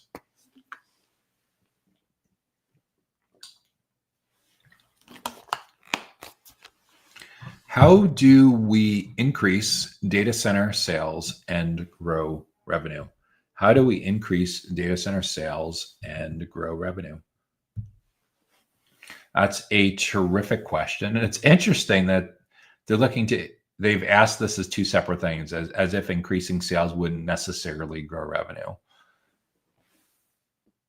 guess that's a reasonable part. You actually could be increasing your sales and you could have a lot of low ticket sales, a lot of commoditized type of low ticket sales, and you're not really making much of an impact on growing revenue. So again, a lot of how you address this depends on whether you're talking about data center co-location, or something that's subscription based, like on the technology side or on the software side or something like that, or whether you're talking about something that's more of a capital expenditure as opposed to an operating expenditure. But across the board for increasing sales and growing revenue, what I'm really partial to is understanding what your buyers truly want from a company like yours. This isn't a philosophical question. This is a matter of your chief product officer, your product management team, really truly understanding what you're building, who you're building this for, and why you're building this, and what they need next. And the better job you do with understanding that, the more likely it is that you're building something in the first place that's worth investing a lot of marketing and sales resources into growing. Because no matter how creative, insightful, leading edge, whatever you want, helpful your marketing and sales folks are, if your product is completely out of touch with what your marketplace wants, or it's too expensive, or it doesn't have the right feature set, or it's not reliable, or there's terrible reviews, all of that can completely sabotage the best go-to-market playbook under the sun. So we need to take as a given that if your company is a startup, that you're obsessed about having fanatical customer experience, that you're obsessed about accelerating what you need to do to get to product market fit, where you know exactly the products and services they purchase from you, the price points, the frequencies, the durations, all the basic unit economics. Once you've achieved product market fit, that you've successfully gotten to go-to-market fit, you've gotten to the point where you're way beyond founder-led sales, and you've successfully onboarded the first few sales teams, the first dozen sales teams, lots of salespeople are being hired, following your sales process, having lots of success, meeting and exceeding quota, getting promoted, going to president's club, all that good stuff. Then you have go-to-market fit. So you know as you bring more capital into the business that you're going to have a consistent outcome, and you're going to be bringing on the right clients, and the clients are going to be happy. The next evolution, usually beyond that for a lot of companies in the data center ecosystem, is what we call channel partner market fit. That's where you've achieved go-to-market fit, except instead of doing this with your own internal marketers and internal salespeople, you've done this with channel partners like managed service providers, MSPs, value-added resellers, VARs, network integrators, master agents, consultancies, who are basically an extension of your marketing and sales and services capabilities, getting paid on a performance basis as opposed to getting a steady paycheck plus incentives or bonus or commission or whatever it is. It's a really different context. But either way, until we have clarity on product market fit, go-to-market fit, and channel partner market fit at each of these stages of company development, most of what you're doing is experiments. And the better job we can do of accelerating experiments and shortening cycles and getting data, the faster we can iterate. For a mature, established company that already knows what it takes to increase sales and grow revenue, it's really a matter of just figuring out where we should invest capital next. And usually what this comes down to at the board or the leadership level is getting extreme clarity around who that ideal client profile is, like really dialing in where they're located, where we can win, where we can make our clients most successful. And it depends on your category. Like, for example, if you provide digital infrastructure, something technology related, it's possible that your addressable market geographically could be any business on the planet. What's a lot more practical is when you get into compliance requirements and regulatory requirements for a lot of those operators and technology companies. You have the intersection of certain regulated industries and certain geographies that forces you to be a little bit more specific and dial in, okay, now it's not truly global, it's the Americas, or it's not truly all of the Americas, it's the US, or it's not truly EMEA, it really is Western Europe. And it's not actually all of Western Europe, it's these 6 countries in Western Europe. So it's getting really, really specific about where your ideal clients are located, so you make sure that you're not spending sales and marketing efforts and account management efforts on what you may see as more fringe kinds of accounts, fringe kind of clients that have unique requirements that don't align with what you're trying to do at scale. Dialing in geographically is really important. Dialing in company size is another big one too. Like enterprise clients will have requirements that mid-market clients and SMB clients, small and medium-sized business clients, won't even imagine thinking about. So again, having more success with sales and growing revenue, really specific about where your ideal clients are located, how big or small their companies are, and specific industries that they're located in. That helps to fuel having a target account list, assuming that you're using something like account-based marketing, account-based selling, and from there, figuring out the segmentation strategy, the personalization strategy for your most important segments in those accounts. Who are the most important people that you want to educate and build trust with? If you've heard me talk about this before, you know that I'm a huge fan of educating and building trust through hosting your own educational events. These can be in-person events. These can be virtual events. It could be both. It could be live events. It could be people watching the recordings later. But what I'm very, very partial to having most companies in the data center ecosystem doing is spending a lot more time getting really specific about who their ideal clients are, who their prioritized buyer personas are, and then reinventing themselves to get out of the vendor box and be seen a lot more like their ideal clients, their prioritized buyer personas, a part of their professional development, a part of their learning development, as opposed to just being seen as a vendor. That's the key to getting in early and getting in often and getting out of the vendor box and staying out of the vendor box, is being in a position where you're the one that's doing the consulting and the teaching and being seen like a subject matter expert and a trusted advisor, because you get to shape the criteria that your prioritized buyer personas use to evaluate all the competitive options that are in front of them. And when you do this successfully early and often, and when you start to spread the surface area among multiple stakeholders within this company, you start to cover the decision committee really, really well and get to the decision maker and dramatically tip the scales in favor of your company. A lot of beautiful things happen with sales cycle acceleration, being able to protect your differentiation, avoid commoditization. And the cool part with doing this well with your prospects and clients is it creates a culture where this spills over into your talent acquisition as well. When you're running this amazing educational events ecosystem as part of your growth engine, you tend to attract better candidates for marketing roles, for sales roles, for account management roles, for product development roles. So a lot of times people bury marketing under the sales organization. The reality is, no, it's not just sales that needs this help with content and events. Your account managers for sure need it. Your product managers for sure need it. Your channel partner organization needs it. And your talent acquisition folks, your HR folks for sure need this. And it's all related. These are company culture issues that are big, big changes for a lot of companies within the data center ecosystem that are running a really obsolete dinosaur-ish kind of playbook. And if this sounds like something that your company struggles with, a lot of times the only way to move the needle is that executive buy-in that starts all the way at the top.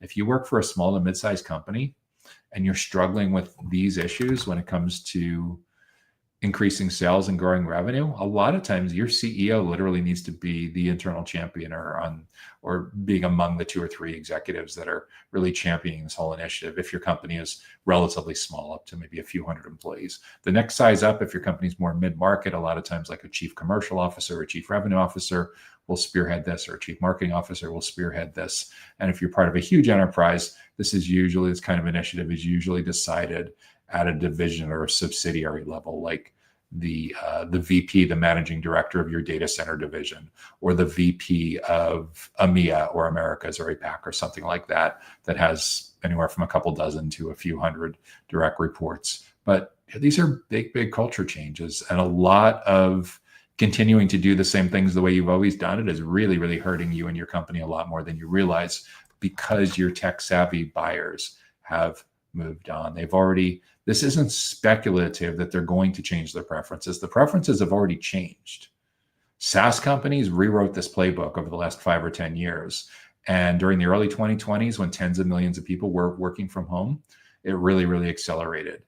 As more baby boomers retire and more Gen Z and millennials are in decision-making roles, it's really, really quite dramatically accelerating with these preferences. So the way for you to get back in early and often is to get out of being seen as just another sales rep, as just another marketer, as just another account manager, and position yourself and your team members in a way that you're seen as a really, really important, powerful part of your prospects and your clients, your future clients' learning and development and professional development process. So that's what I'd be thinking about when it comes to increasing sales and growing revenue. A huge part of growing revenue as well is retention, avoiding churn. And if you don't have a subscription-based recurring revenue business, repeat sales, cross-selling, upselling, account expansion.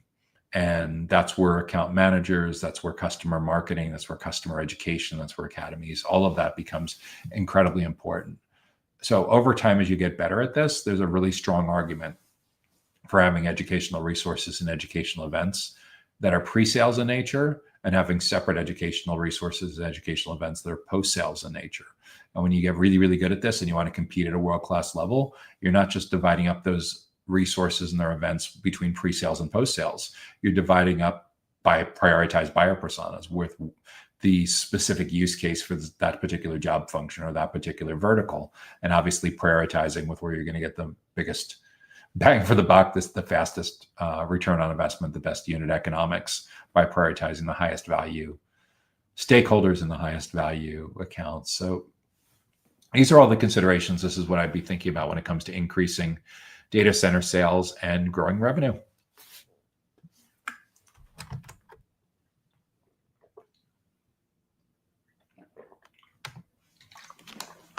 Okay, one more question. What's our final question as we head down the home stretch on this week's Data Center Go-to-Market Sales and Marketing Q&A show? So it's a really good one. How do we engage data center prospects, data center prospective customers in meaningful, impactful, and differentiated ways? How do we engage data center prospective customers in meaningful, impactful, and differentiated ways? A lot of the default playbook, a lot of the default configuration that a lot of people use when it comes to prospecting and demand generation and lead generation is they're trying to take a shortcut by spending. And yes, making some strategic investments can accelerate certain things, but I see that there's smart money being spent and I see a lot of stupid money being spent. What is the stupid money? Some of the biggest expenditures in the data center ecosystem right now are companies that invest blindly in national and global conferences. And there's some really good national and global conferences for your company. And there's some ones that are just a terrible match and a huge, huge waste of resources. How do you separate the good ones from the bad ones and recognize that your answer is going to be different than your friend's answers in a different company? At the most basic level, when you're figuring out where you should be making these investments, get that conference organizer's media kit, get their prospectus, and look at the demographics of who attended last year and look at the demographics of who they think is going to attend this year. They usually have a pretty strong handle on that. I recognize that it's a good faith representation. Very few, if any, are getting those audited on any kind of regular basis, but take their good faith representation of who was there last year and who they think is going to be there this year. So bring that up on your monitor and put that on the left-hand side of the screen. And on the right-hand side of the screen, I want you to bring up your one-page ideal client profile and your prioritized buyer personas, your primary and your secondary buyer persona. So at a company level, who are your ideal clients? And within those companies, who are the perfect people that you want to be spending time with, who have the biggest impact, who are the biggest economic decision makers on whether a company chooses yours or chooses a competitive alternative or chooses to do nothing, buys into the status quo. So left-hand side of the screen, who's attended last year and who's going to attend this year. Right-hand side of the screen, a super crisp one-page definition of your ideal clients. And below that, who your prioritized buyer personas are, your primary buyer persona, your secondary buyer persona, maybe your tertiary buyer persona. And then I need you to compare those two, what's on the left-hand side of the screen, the right-hand side of the screen, and give yourself a report card. You could grade it on a scale of 1 to 10, on a percentage score, on like, if you want to get scholastic, if you want to pretend like you're a teacher, you could give letter grades like an A, a B, a C, D, E, and F. What I'd like to see you doing is investing most of your resources in conferences. If you're going to do conferences, national and global conferences, in conferences where there's a very high match rate between their declared demographics and your ICP and prioritized buyer personas. I'd ideally like to see you give it at least a 4 out of 5, at least 80%. So in other words, they're estimating that there's going to be 2,000 people at this conference. And by your estimation of what they're representing versus your ideal client profile and your prioritized buyer personas, you believe 1,600, 80% of those 2,000 people are a good fit. They're from the right people from the right companies. By the way, that doesn't happen very often to get anywhere near that. It's very rare to see people that do this exercise and are finding 80%. But if you get an 80% match, that's actually a pretty good conference. You're not quite done yet, but that's at least one that I'd put on your short list. What helps you decide how much to invest in that conference is, will you have the ability to educate and build trust at that conference? What do I mean by education and trust building? Well, at most national and global conferences, typically about 3% of the people that attend get to educate and build trust. And they're doing that from the stage. And they're doing that from the stage because they have earned an editorial speaking slot. This isn't someone that bought their way in with a sponsored pitch. It's that they've actually earned their way in based on their reputation, based on the value they provide, based on how much of a draw they are for that particular audience. So if you're looking at events and at least 80% of the people attending line up with your ideal client profile and your prioritized buyer personas, and you or someone from your team can present a keynote or a breakout session or be on a panel, that's for the most part a pretty good conference to invest in. Let's look at the other extreme. You compare their demographics against your ideal client profile and your prioritized buyer personas, and you discover that most of the people that are attending are from companies that are way too big or way too small relative to your ideal client profile, or they're from the wrong locations.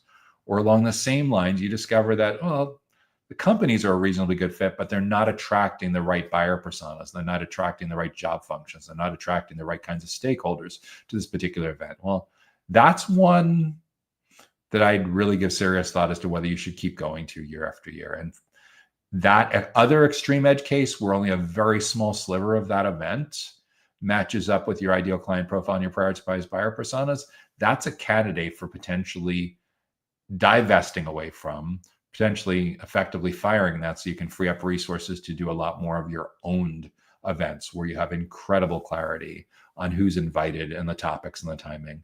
So even if you have the opportunity to speak at that event, if you're speaking at that event and it's people from the wrong companies and the wrong stakeholders, who are you speaking to? How are you going to really have impact there? to stack the decks in your favor. It's the right companies and the right people, and you or someone from your team getting to educate and build trust. So think about a typical conference that has 2,500 attendees, 75 speakers. So roughly 3% of the people that are attending are speaking. They get to educate and build trust. And then on average, they're bringing, for argument's sake, 2 or 3 coworkers along with them. So with 2 coworkers and a speaker, you have 75 companies represented, 3 people from each of those companies, roughly 225, 250 people. So roughly 10% of the people at that 2,500 person conference are either speaking or the coworkers of the people that are speaking. Those are the folks that are in a position to educate and build trust at that event. Everyone else, you'll find another 10% are there because of the booths. Their companies are spending anywhere from a nominal to an insane amount of money having something on the exhibit floor or sponsoring an event. That's another 250 people at the 2,500 person event. Sometimes it's 20%, so it could be 500 of the 2,500 people. And then the other 70, 80%, the audience, the captive audience, you're the reason that the conference exists.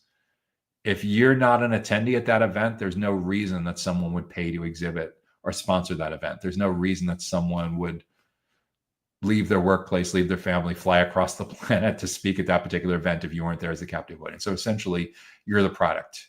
You're either attending for free or you're paying a subsidized cost. You're not paying the actual cost of what it takes to be at that event because you're the captive. You're being delivered on a silver platter. You're captive attention for that. And I know it's painful to sometimes hear it, but I say this like it is, because what's ending up happening in most cases is when it comes to engaging customers, prospects in meaningful, impactful, and differentiated ways, I think you don't have a chance to do this until you have an honest conversation with your team about what's really going on with where these resources are going. And again, if you're in a situation where most of your conferences line up really, really well with their demographics, aligning really, really well with your ideal client profile and your prioritized buyer personas, those are good. What goes from good to excellent is where you or someone from your team are educating and building trust from the stage at that conference. And nearly all of those situations keep doing those all day long.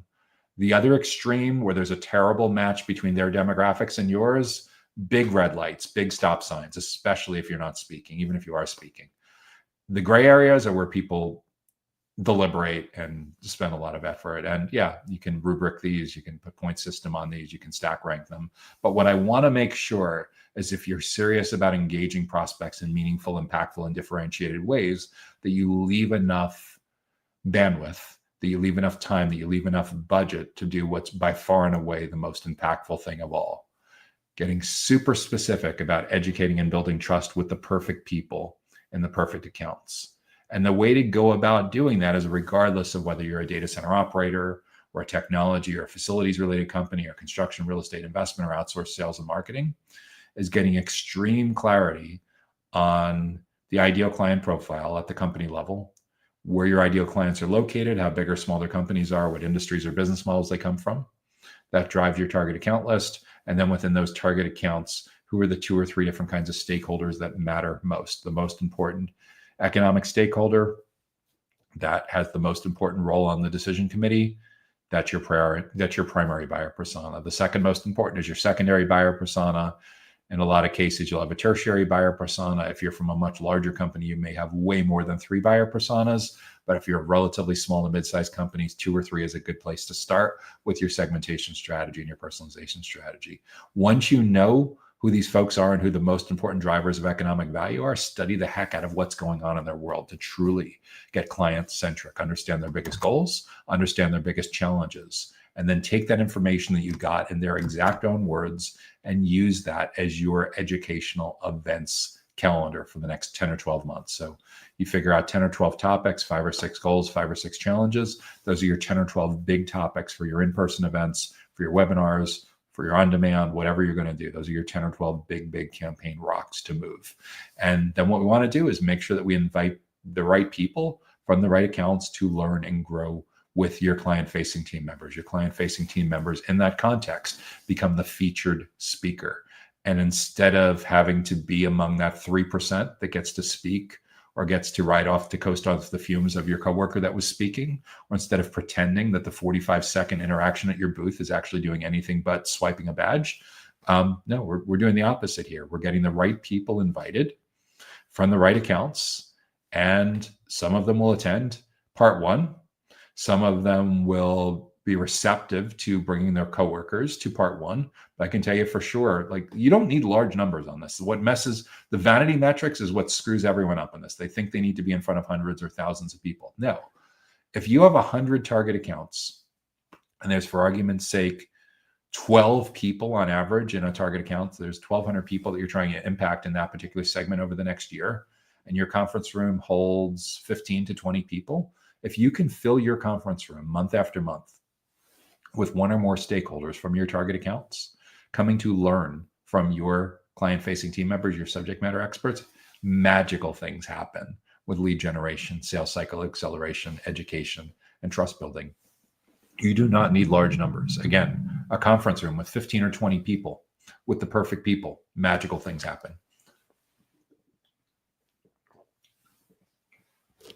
And if you're leaning heavily into account-based marketing and target accounts, the ideal scenario you should be aiming for is having multiple people from a single company attending and learning together, teams that learn together and grow together. And this proactively solves a lot of your alignment challenges in the formative stages of their journey, where you can really shape the criteria that multiple stakeholders use to evaluate the options that are in front of them. One of the biggest challenges and frustrations for enterprise account executives in today's self-driven journey is a lot of what they're spending their time on in the latest stages of the journey is being more like a project manager that's helping to support their internal champion with getting alignment across multiple stakeholders on their team and other key teams in their company. But what if you didn't have to tread water at the end? What if you were proactively stacking the decks in your favor throughout the full buyer's journey by achieving that alignment when they're most open to your educational events experiences, when they're most open to learning from your client-facing subject matter experts about how other people in very similar job functions and very similar companies have tackled this exact challenge? The future of sales, marketing, business development, go-to-market throughout the entire data center ecosystem, to the extent that it doesn't go self-service to marketplaces, depends on you and your coworkers, your team members, your leaderships embracing the idea that your future depends on how good of a job you do of being in the professional development and learning and development business. If you do, magical things will happen. If you resist this, you're going to be commoditized. And it's very likely that at some point in the not so distant future, your prospects and clients will get more value having a conversation with ChatGPT than they will from having a conversation with a human on your sales team. And when that happens, it's pretty much game over for your team's value. We want to preempt that. We want to make sure that that does not happen by making sure that we find a way to continue to add more value to the buyer's journey, to the sales process, than they ever could from a self-service resource. Now, this has already happened in a lot of low-ticket commoditized parts of the data center ecosystem, especially when it comes to things like hosting, co-location, bare metal. It's already at the low end. This has already happened. This isn't speculative. However, there's still opportunity for you to heed the call and recognize that, like, as recently as 3 years ago, no one had ever heard of OpenAI or ChatGPT. That's how quickly the world has changed. You know, it's interesting. I look at who some of the early adopters are, who some of the mid-curve adopters are, who some of the late adopters were. I was having a conversation with my dad a couple of days ago, who we had just told him about 6 months ago when he's asked us stuff. Hey, did you look it up on ChatGPT? And he said, what's ChatGPT? And my wife and I repeatedly had made the suggestion to him over the course of a lot of family dinners and brunches over the course of several months. And I still don't think my dad or mom has installed ChatGPT on their phones. But what I do know is he discovered AI Essentials, the Google version of this, a few months ago.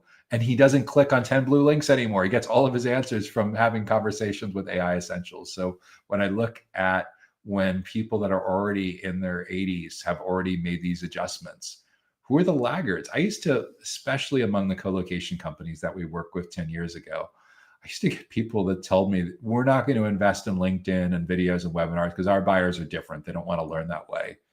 we're at the stage now where I'm on the young side of Gen X, I'm in early 50s. All of the baby boomers that I know that are still actively working in the data center ecosystem at this stage, some are still working full time. A lot of them are working as part-time advisors.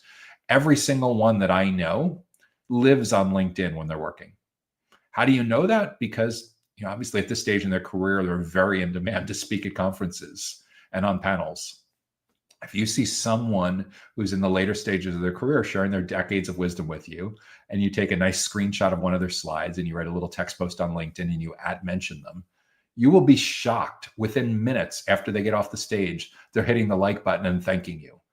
That's how much they're digitally connected, they're digitally transformed. So when people tell me our buyers aren't, who are you talking about that you think hasn't been digitally transformed? You're selling to IT professionals, you're selling to engineers, you're selling to highly technical, highly skeptical, sales allergic folks. What are you waiting? I don't get what you think is going to happen that's going to save your company if you don't do this. The future of your career to save your relevance is literally on the line. We need to figure out a way for your interactions, your value to be more useful to your prospects and clients than what they can get. It used to be 10 years ago, you were competing for attention against webinars and YouTube videos and Google searches. Now it's all of that plus the apps, the generative AI apps that are fueling all the growth, ironically, in the data center industry. ChatGPT, Copilot, Gemini, Perplexity, Claude, Grok. Like, we already are getting to the point where people are joking about their friends, family, significant others are in a long-term relationship with their chat app because they're spending so many. If you think the session time is high on YouTube or LinkedIn or Facebook, the session time and the relevance and the conversion rates are like off the charts on these generative AI apps. And the only way for you to to compete with and earn your way in is through the thought leadership door. That's it. It is the only door. Eventually there might be ads, but for now it is literally the content marketing, education, and trust building thought leadership doors. So the question is, why are you gambling on your future? What are you hoping for? That the phone book's going to come back? That people are going to wake up tomorrow and say, I really miss the BlackBerry. We need those buttons. Steve Jobs, like what was he thinking in 2007 when he was displacing and disrupting that? Anyone got a dial-up modem handy? I don't know, this whole ChatGPT, YouTube, LinkedIn thing, I'm learning too fast. Maybe I'll wait till next month till the trade publication shows up in the mailbox. Anyone that gets trade publications delivered by mail anymore? I'm sure there's a few people, but like nothing compared to what it was in the earlier stages of my career, like in the 1990s when trade publications were an incredibly valuable source. So for the people that are kicking and screaming with this, where they're thinking that another cabana party, they're thinking that another steak dinner, they're thinking that another golf tournament is going to solve their pipeline problems. Are you really thinking that kind of bribing your prospects is going to make up for the fact that your company hasn't invested in what it needs to in its product roadmap? Are you really thinking that you're going to solve these complex decision committee transformation problems by inviting someone to go to a football game or a basketball game or a baseball game with you or something like that, or concert tickets? Like, let's get real. They're sales allergic for a reason. They're anti-sales. They're skeptical. They're highly technical. Don't insult their intelligence by thinking that you're going to pull the wool over their eyes. They're way too smart for this. The only way to win these folks over across multiple stakeholders on that decision committee is through educating and building trust. And this is a big culture change for a lot of companies. But the good part is, if you're used to spending a ton of money on national and global conferences, you can repatriate a lot of that budget and redirect it to things that are going to be way, way more precise, way, way more impactful, way more meaningful, way more differentiated, and not just differentiating in the final 17% of the journey, which is when you're showing up and trying to outspend your competitors. That's what you're doing.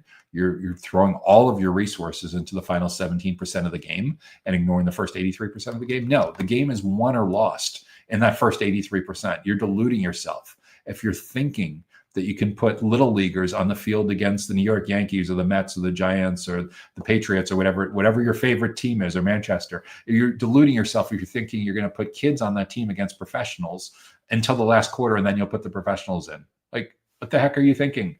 The game is being won or lost in the full journey, not just in that last 17%. In order for you to compete and win, we need to get you in early and often.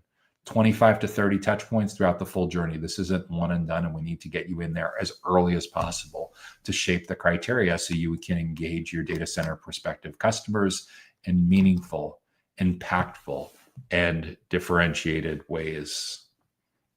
So that's the final question that we'll be addressing in this week's Data Center Go-to-Market Sales and Marketing Q&A show. If you have an idea for a topic or a question or a challenge that you think we should address in an upcoming show, be sure to drop that in the comments on whatever platform that you're watching or listening on, and we'll be sure to add that to the consideration queue for an upcoming episode. By the way, if you're watching on one of the audio platforms, we'd be delighted if you could take a moment to add a sentence or two about what you thought about this episode and review and rate this episode as well. If you want to make sure that you get notified about upcoming educational events and resources just like this, be sure to subscribe to the Data Center Sales and Marketing newsletter that comes to your email inbox on Sundays. You can subscribe for free directly on our website at www.dcsmi.com. I'm Joshua Feinberg, founder of the Data Center Sales and Marketing Institute and host of the Data Center Go-to-Market podcast. If you and I are not currently connected on LinkedIn, and you would like to be sure to mention in the connection invite note that you've watched and that you're a fan of Data Center Go-to-Market Sales and Marketing Q&A. Just like you, I get avalanched with dozens of requests a week, and I'll be able to put you towards the top of the list if you note that you're a big fan of Data Center Go-to-Market Sales and Marketing Q&A. And by the way, one of the other things that I do is I host the Data Center Go-to-Market podcast. If you want to make sure that you get notified, you want to make sure to be on our email subscriber list. And if you or someone from your team that you know of would make a great guest, feel free to reach out to me. Usually LinkedIn is the best place to start as well. I'm always looking for really interesting guests to interview on the podcast. So we're so glad that you were able to join us for this week's Data Center Go-to-Market Sales and Marketing Q&A show. We wish you, your team, and your company great success in growing your individual, your team's impact, and your company's impact in this phenomenally exciting time of growth within the global data center critical facilities and digital infrastructure ecosystem. Look forward to seeing you back next week. Take care now. Data Center Go-to-Market Sales and Marketing Q&A is sponsored by DCSMI, elevating the role of sales marketing and go-to-market GTM professionals in the growth of the data center industry. To stay informed about upcoming episodes, subscribe to the Data Center Sales and Marketing newsletter on the DCSMI website at www.dcsmi.com. Again, that's www.dcsmi.com.